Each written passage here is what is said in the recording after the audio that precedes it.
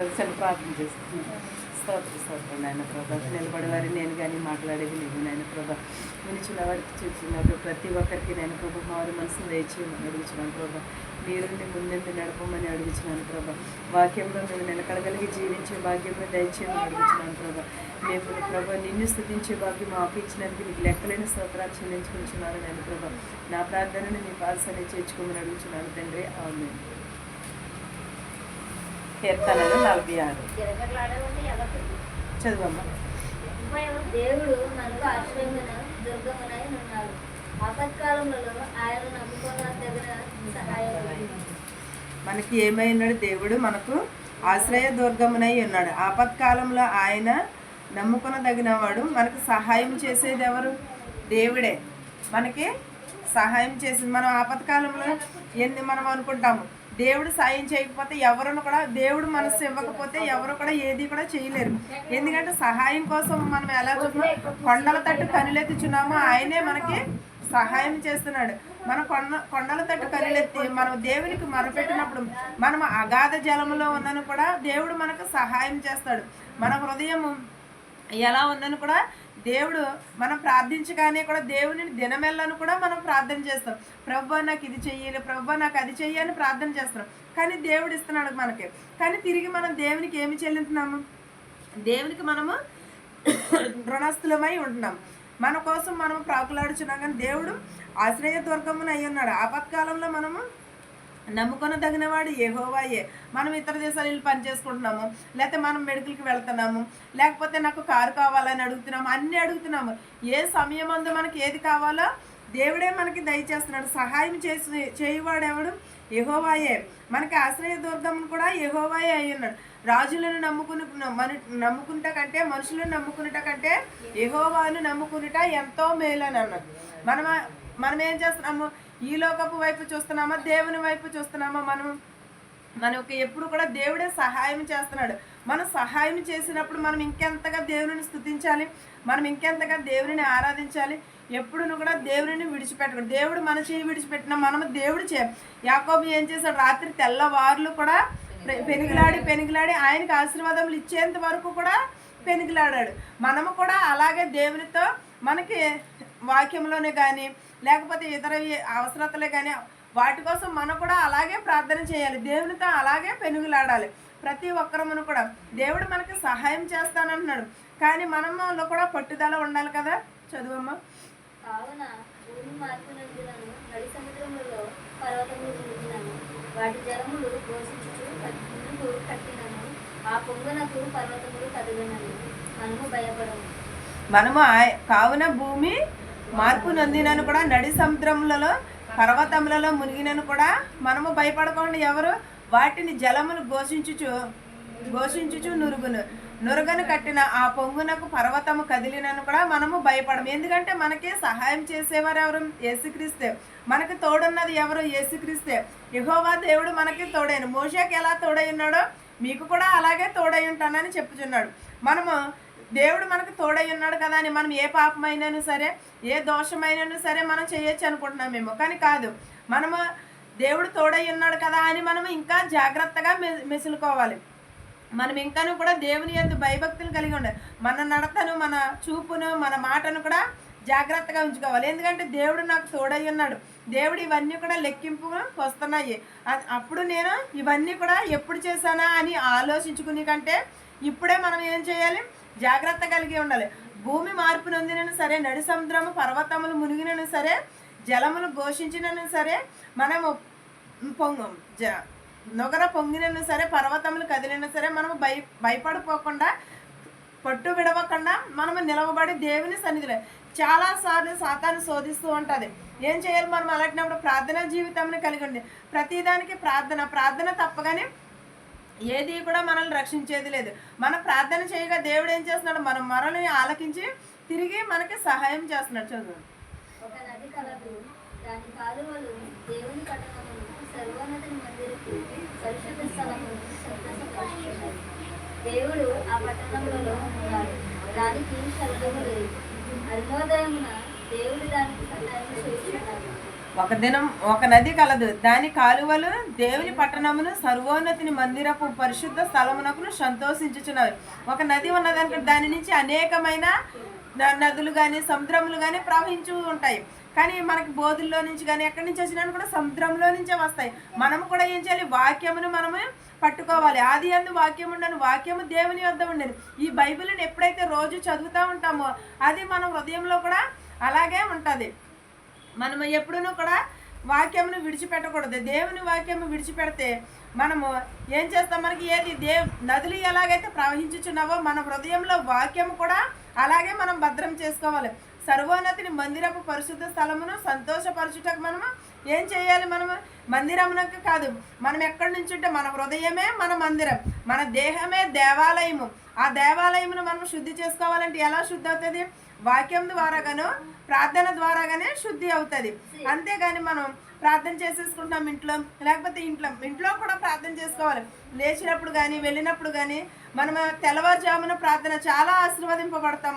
మన కుటుంబము కానీ మనము కానీ చాలా తెల్లవారుజామున 3 గంటలు లేచి ప్రార్థన చేసుకుంటే ఆ రోజునంతా కూడా చాలా ప్రశాంతంగానే ఉంటుంది, చాలా సంతోషకరంగానే కూడా ఉంటుంది. మనం లేచిన వెంటనే దేవునిని ప్రార్థించాలి. మనం నదులు ఎలాగైతే ప్రవహించుచున్నావో మన హృదయంలో కూడా వాక్యం కూడా అలాగే ప్రవహించాలి. దేవుడు పట్టణంలో ఉన్నాడు, దానికి చలనము లేదు. అరుణోదయమును దేవుడు దానికి సహాయం చేయుచున్నాడు. అంతే కదండి, మన ఉదయంలో లేవగానే మనం ప్రార్థన చేసుకుంటే సూర్యోదయము ఎలాగైతే ప్రవహించుచున్నదో అలాగే వాక్యము మనకు కూడా అలాగే సూర్యోదయం వలె వాక్యం కూడా మనకు వెలుగు చూపిస్తుంది. దేవుడు పట్టణంలోనూ ఉన్నాడు అంటున్నాడు, కానీ పట్టణంలోనూ కాదు మన హృదయంలోనూ కూడా దేవునిని దాచుకోవాలి. మనము స్తుతించేవారుగానే ఉండాలి. పడిపోద్దేమో. జలములను ఘోషించుచున్నవి కానీ రాజ్యములు కదులుచున్నవి కానీ ఆయన తన కంఠధ్వనిని వినిపించును గాక. భూమి కదిలిపోచున్నది. జలములు ఘోషించిన ప్రవహించినట్టుగానే మన హృదయంలో జలము ఎలాగైతే పారుచున్నదో అలాగే మన హృదయంలో కూడా వాక్యమును మనం కట్టుకోవాలి. మనం అలాగే మన హృదయంలో వాక్యమును ప్రార్థనను మనం క్రైస్తవులు ఏమి చేయాలి? నిజమైన క్రైస్తవులు ఏం చేస్తారంటే దేవుని మాటకు లోబడి ఉంటారు, వాక్యమునకు లోబడి ఉంటారు. మనం నిజమైన క్రైస్తవులు అంటే పొద్దున్నే లేచి ప్రార్థన చేసేసుకోవటం, లేకపోతే వారం మనం చర్చికి వెళ్ళిపోవడం, లేదా అక్కడికి వెళ్ళి పాటలు పాడేయటం కాదు. మెయిన్ మన హృదయం శుద్ధి కావాలి. నిజమైన క్రైస్తవులు మౌనముగాను ఉంటారు, వినయముగాను ఉంటారు. అది మానేసి మనం ఏమనుకుంటున్నామంటే నేను ప్రార్థనకి వెళ్ళిపోతున్నాను కదా, అదే నేను నిజమైన క్రైస్తవురాలి, నేను బాప్తీసం తీసేసుకుంటున్నాను కదా, నేను నిజమైన క్రైస్తవురాలి అని. బాప్తీసం అనేది మన హృదయము మారటం కోసం తీసుకుంటున్నాము. అది ఏంటంటే ఈలోపు అయ్యో నేను బాప్తీసం తీసుకున్నానే, ఒకవేళ దేవుడు శిక్షిస్తాడేమో అని భయములో మనం దేవుని రాజ్యంలో ప్రవేశించాలని చాలామంది తీసుకుంటున్నారు. సంస్కారం తీసుకోవడానికి కొంతమంది తీసుకుంటున్నారు బాప్తీసం అనేది. మెయిన్ బాప్తీసం తీసుకున్నాం చాలా జాగ్రత్తగా ఉండాలి. బాప్తీసం తీసేసుకుంటున్నాము అంటేనే సరిపోదు. బాప్తీసం తీసుకున్న తర్వాత బూతులు మాట్లాడకూడదు, అబద్ధాలు మాట్లాడకూడదు, దొంగతనాలు చేయకూడదు, మనము ఎవరిని కించిపరిచి మాట్లాడకూడదు.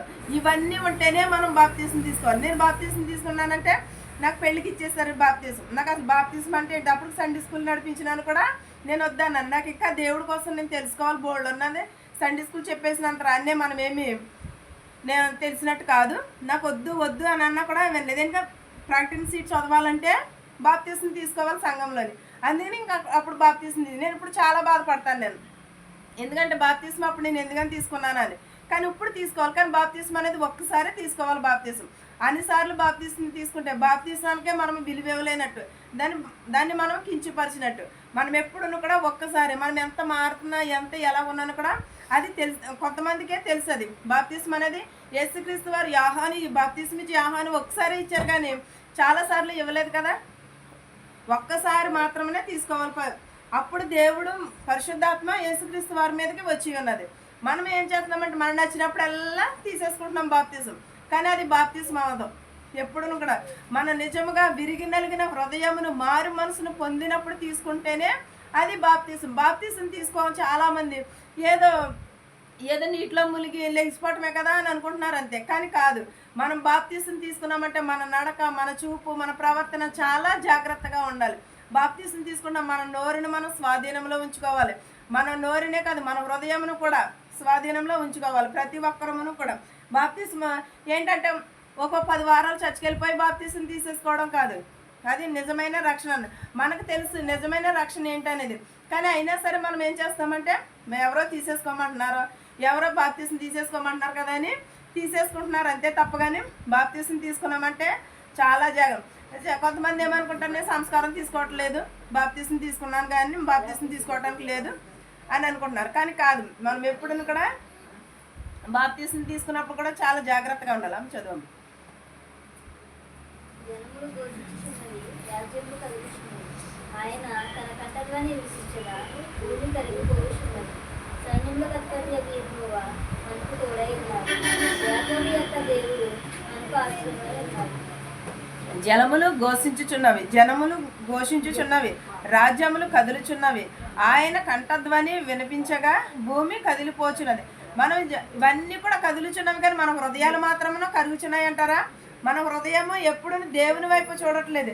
అన్నీ మారుతున్నాయి, అందరూ కూడా మారు మనసు పొందుచున్నారు. దేవుని యందు ఘోషించుచున్నవి అన్నీ కూడా, కానీ మన హృదయము అసలు మారట్లేదు. కఠినమైన హృదయము మనది. దేవుడు మనకి మంచి హృదయమునే ఇచ్చాడు. దేవుడు అందరికీ ఒకేలాగానే సృష్టించాడు. కానీ వారి వారి మనస్తత్వములను బట్టి వారు మలుచుకుంటున్నారు అంతే తప్ప. కానీ దేవునిని మనము ప్రార్థిస్తున్నామంటే ఎలా ప్రార్థిస్తున్నాం అనేది, రాజ్యములు ఘోషించుచున్నవి, కంఠధ్వని వినిపించుచున్నది, భూమి కదిలిపోచున్నది. కానీ మన హృదయమును మాత్రం కదిలించలేకపోతున్నాం. మనం చేసిందే రైట్, మనం చెప్పిందే శాసనం అనుకుంటున్నాం. కానీ కాదు. ఒక రోజున మనము ప్రతి ఒక్కరమును కూడా తీర్పు రోజు ఉన్నది.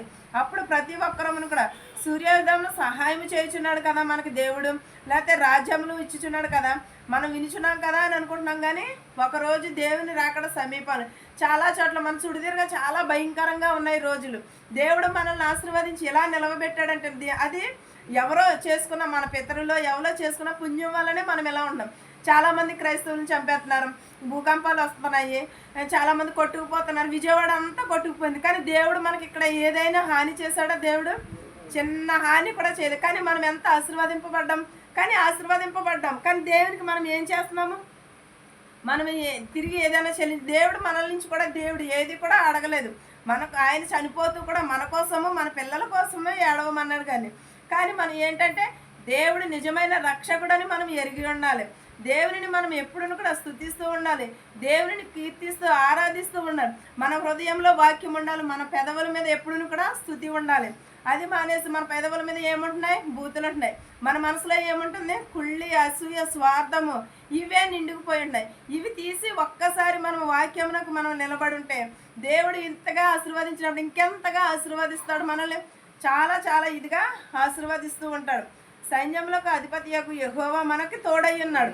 యాకోబుకే కాదు, మోషేకే కాదు, మనకి కూడా తోడై ఉంటానని అంటున్నాడు. మనం దేవుని మీద ఆధారపడి ఉన్నప్పుడు మనం ఎంతమంది మన మీదకు వచ్చి పడినాను కూడా, ఏది జరిగినాను కూడా దేవుడు ఎప్పుడు కూడా తోడుంటాను, సహాయం చేస్తాను అనే చెప్పాడు తప్ప. కానీ దేవుడిని ఎవరును కూడా దూషించినాను కూడా తిరిగి అది మనకే వస్తుంది. యాకోబుతో దేవుడు మనకు ఆశ్రయమునై ఉన్నాడు. యెహోవా చేసిన కార్యములు వచ్చి చూడుడి, ఆయన భూమి మీద నాశనములను కలుగ చేయువాడు. ఏంటి? యెహోవా ఎన్నో అద్భుత కార్యములు చేశారు. కుంటివారిని బాగు చేశారు, మగవారిని బాగు చేశారు, చెవిటి వారిని బాగు చేశారు, ఓచ చేయగలవని ఎంతమందిని బాగు చేసినా కూడా మన హృదయంలో అవన్నీ చూసి మన హృదయాలు సేమరెక్కంత కూడా మార్పు చెందట్లేదు. భూమిని కూడా నాశనం చేస్తాను. ఎలా నాశనం చేస్తానంటున్నాడు? మన కరువులు వస్తూ ఉంటాయి, బాధలు వస్తూ ఉంటాయి. ఎలా అంటే మనం దేవుని మాటకి లోబడినప్పుడు ఇవన్నీ మన మీదకి రప్పిస్తానని అన్నాడు. కానీ దేవుడు నాశనం చేస్తానన్నాడు. కానీ ఎలా? మనకి కష్టాలు అయ్యి పెట్టి కాదు, కరువుల ద్వారాగానే దేవుడు నాశనం చేస్తానంటున్నాడు. భూమిని ఆయనే బూదిగంతముల వరకు యుద్ధములు మనుపువాడు, విల్లు విరుచువాడును, బల్లెములను తెగ నరుకువాడును ఆయనే, యుద్ధ రథములను అగ్నిలో కాల్చివేయువాడు ఆయనే. మనం ఇజ్రాయేల్ దేశంలో చూసాం కదా, ఎంత యుద్ధాలు జరిగినాయి, ఇప్పటికీ జరుగుతూనే ఉంటున్నాయి. కాదంటే మనకు తెలియట్లేదు, మనం వినట్లేదు. కానీ మనకి యుద్ధాలు కానీ ఏది కూడా రాకోకుండా కాచి కాపాడాడంటే అది ఎవరి వల్లనే? దేవుని యొక్క కృప మన పైన ఉన్నది. దేవుని యొక్క కార్యములు మన పైన. మనము ఎలా ఉంచాడంటే దేవుడు మనం చేయవలసింది ఏదో ఉండుంటుంది, మనము మార్పు చెందవలసినది ఏదో ఉండుంటుంది. అందుకనే దేవుడు మనలను ఇలాగ సజీవులుగా ఉంచి ఉన్నాడు. మనకి యుద్ధము యెహోవాదే. మన తరపున ఎవరు యుద్ధం చేస్తున్నారు? దేవుడు యుద్ధం చేస్తున్నాడు. మనకి సహాయం చేసేవాడు ఆయనే. మన తరపున దేవుడు యుద్ధం చేసి మన సుఖమునిచ్చి దేవుడు కష్టాలు పడుతున్నాడు మన కోసం. అయినను సరే మనం ఏం చేస్తున్నాం? అగ్నిలో కాల్చివేయవాడు కూడా ఆయన. ఏ సమయం అందు ఏది జరగాలో దేవుడు ముందే రాసిపెట్టి ఉంచుతాడు. దానిని బట్టి ఆ లేఖనములను బట్టే దేవుడు ఒక్కొక్కరిని విరుచుకుంటూ వస్తున్నారు. చదువు. నేనే దేవుడని తెలుసుకుంది. అన్యజనులలో నేను మహోన్నతుడనగుదును. భూమి మీద నేను మహోన్నతుడనగుదును. సైన్యములకు అధిపతి యెహోవా మనకు తోడై ఉన్నాడు. యాకోబు యొక్క దేవుడు మనకు ఆశ్రయమై ఉన్నాడు. ఓరకుండుడే నేను దేవుడనని తెలుసుకునుడి. అన్యజనులలో నేను మహోన్నతుడును అగుదును. భూమి మీద నేను మహోన్నతుడును అగుదును. మనం ఎలా ఉండాలి? దేవుని నమ్ముకున్నప్పుడు మౌనముగా ఉండమని అంటున్నాడు. ఓరకుండుమని అంటున్నాడు. నేను దేవుడనని తెలుసుకునుడి. అన్యజనులు తెలుసుకుంటున్నారు. నిజంగానే అన్యజనులు మారి మనకంటే చాలా భక్తిగా ఉంటారు వాళ్ళు. ఎందుకంటే వాళ్ళ పూజలు పురస్కారాలు అవి చేయడం అలవాటు. మనం ఏంటంటే నేను క్రైస్తవురాలను కదా, నేను పుట్టినప్పుడు క్రైస్తవురాలే, ఇప్పుడు క్రైస్తవురాలే, నేను అవి ఎలాగున్నా పర్వాలేదు అని అనుకుంటున్నారు. కానీ కాదు. ఎంత క్రైస్తవులు మన పుట్టుక మన పితరులు క్రైస్తవులు అయినా సరే మనము వాక్యమునకు లోబడి ఉండాలి. దేవుడని ఊరకుండుడి, నేను దేవుడనని తెలుసుకునుడి. అన్యజనులలో నేను మహోన్నతుడని అగుదును. భూమి మీద నేను మహోన్నతుడని అగుదును. భూమి మీద మహోన్నతుడని అగుదును. అన్యజనులను కూడా మహోన్నతుడని అగుదునని చెప్పుచున్నాడు. మనం ఎప్పుడూ కూడా దేవుని వాక్యమునకు సైన్యములకు అధిపతి యొక్క యెహోవా మనకు తోడై ఉన్నాడు. యాకోబు యొక్క దేవుడు మనకు ఆశ్రయమై ఉన్నాడు. సైన్యములకు అధిపతి యొక్క యెహోవా అంటే మనము ఒక యుద్ధంకి వెళ్ళినప్పుడు దేవుడు మనల్ని కాచి కాపాడుతానంటున్నాడు. మనం యుద్ధం అంటే మనకు యుద్ధాలంటూ మన కోసం సరిహద్దుల్లో చాలామంది యుద్ధాలు చేస్తున్నారు. మిలిటరీ వాళ్ళు కానీ ఎవరు కానీ మనము వాళ్ళు అలా యుద్ధం చేయబట్టే మనం ఇలాగ ఉండగలుగుతాం. మనం నిద్రపోయి లేస్తున్నామంటే వాళ్ళు పెట్టిన భిక్ష మనకి. మనం లేకపోతే ఆ యుద్ధంలో మనం వెళ్ళి చేయగలుగుతామంటారా? చేయలేరు కదా. కానీ దేవుడు వాళ్ళకి ఇచ్చిన ధైర్యాన్ని, వాళ్ళు చనిపోతారని వాళ్ళకి తెలుసు కదా. ఏమో ఏదన్నా బుల్లెట్ వచ్చి నాకు తగిలితే నేను చనిపోతానేమో, ఇక్కడ యుద్ధం జరుగుతుంది, ఈ రాత్రి ఎవరైనా బాంబులు వేసి నేను చనిపోతానేమో అని అనుకుంటారు. కానీ అయినాను సరే అవన్నీ విడిచిపెట్టి మన కోసము సరిహద్దులు కాడ వాళ్ళు యుద్ధం చేస్తున్నారంటే అది ఎవరిచ్చిన ధైర్యము? దేవుడిచ్చిన ధైర్యమే. దేవుడు వారికి ఉన్న కాపుదల, యెహోవా ఇచ్చిన కాపుదల. యెహోవా మనకి కాపరి అయి ఉన్నాడు. అగాధ జలములలో ఉన్నను కూడా దేవుడు కాచి కాపాడుతానన్నాడు. సైన్యములకు అధిపతి యెహోవా మనకు తోడై ఉన్నాడు. యాకోబుకే కాదు, యోబుకే కాదు, ప్రతి ఒక్కరికి కూడా తోడై ఉన్నాడు దేవుడు. దేవుడు మనకి ఏమై ఉన్నాడు? ఆశ్రయ దుర్గమునయ్యి ఉన్నాడు. సర్వోన్నతుడు అయి ఉన్నాడు. మనకి ఎప్పుడూ కూడా దేవుని విడిచిపెట్టకూడదు. దేవుని వాక్యమునకు మాత్రమే మనం లోబడి ఉండాలి. మనం ఏం చేస్తామంటే వాక్యమును వదిలేసి ఇహలోక సంబంధమైన వాటి కోసమే ప్రాకులాడుచున్నాం. అవి కూడా ముఖ్యమే. కానీ వీటన్నిటికంటే కూడా దేవుడు యోబుని ఏం చేశాడు? చాలా చాలా కష్టాలు పడ్డాడు. పడిన తర్వాత అంతకంటే 1000 రెట్లు దేవుడు ఆశీర్వదించాడు. అంతకంటే అధికమైన ఆశీర్వాదములు ఇచ్చాడు. ఎలా వచ్చినాయో అవన్నీ కూడా స్నేహితులు ఒక్కొక్క ఉంగరం పట్టుకొచ్చి స్నేహితులు వచ్చి అలాగ రూపాయి పెట్టడం, దేవుడు అలాగ ఆశీర్వదించబడ్డాడు. దేవుడి చేత అలాగూ ఆశీర్వదింపబడ్డాడు యోబు. మనం ఏం చేస్తాం? ఎక్కడికన్నా వెళ్తే అయ్యా వీళ్ళకి ఆ రూపాయి ఇచ్చేస్తే మనకి ఎక్కడి నుంచి వస్తుంది అని అనుకోవడం. కానీ దేవుడికి ఎలా ఇస్తామో అలాగే దేవుడు మనకు కూడా ధారాళంగా దయచేస్తూ ఉంటాడు. మనం ఎవరికైతే లేని వారికి సహాయం చేస్తామో అది అంతకంతకు దేవుడు మనల్ని ఆశీర్వదించి ఆ రూపాయి తిరిగి 10 రూపాయలు చేసి దేవుడు మనకిస్తాడు. చాలామంది కూడా ఎవరికైనా ఏదైనా పెట్టాలన్నా కూడా ఏదైనా సహాయం చేయాలన్నా కూడా చాలామంది బాధపడిపోదు. కానీ మనం ఎప్పుడు కూడా ఒకవేళ పెట్టిన తర్వాత కూడా మనం బాధపడకూడదు. ఎందుకంటే దేవుడు ఇచ్చాడు, మనకి ఇచ్చిన దాంట్లోనే ఎదుటి వారికి సాయం చేస్తున్నాం తప్ప. కానీ దేవుడు ఇచ్చే మనసు మనకి ఇచ్చాడు కాబట్టి మనం ఇస్తున్నాం. దేవుడు మనకి ఇచ్చిందే తిరిగి దేవునికే చెల్లించుకున్నాం. చాలామంది కృతజ్ఞతలు ఇవ్వాలన్నా, ఒకవేళ సందాలు వేయాలన్నా, ఒకవేళ దశమ భాగాలు ఇవ్వాలన్నా కూడా చాలామంది బాధపడిపోతుంటారు. కానీ దేవుడు ఇచ్చింది దేవుడికే ఇస్తున్నాం మనం. అంతేగాని మనకది మనం సంపాదించుకున్నాం. మనం సంపాదించుకున్నామంటే ఆయన ఇచ్చిన శక్తి, ఆయన ఇచ్చిన బలము, దానిని బట్టే దేవునికి మనం తిరిగి చెల్లిస్తున్నాం. దాన్ని అంతకంతకు ఆశీర్వదించి అవి మళ్ళీ దేవుడు మనకిస్తున్నాడు. ప్రతి ఒక్కరమును కూడా పొరుగు వారిని కానీ స్నేహితులు కానీ ప్రేమించే హృదయమును కలిగి ఉందాం. ఈ వాక్యమును మీకును మాకును మనందరికీ తోడయ్యుండును గాక. ఆమేన్.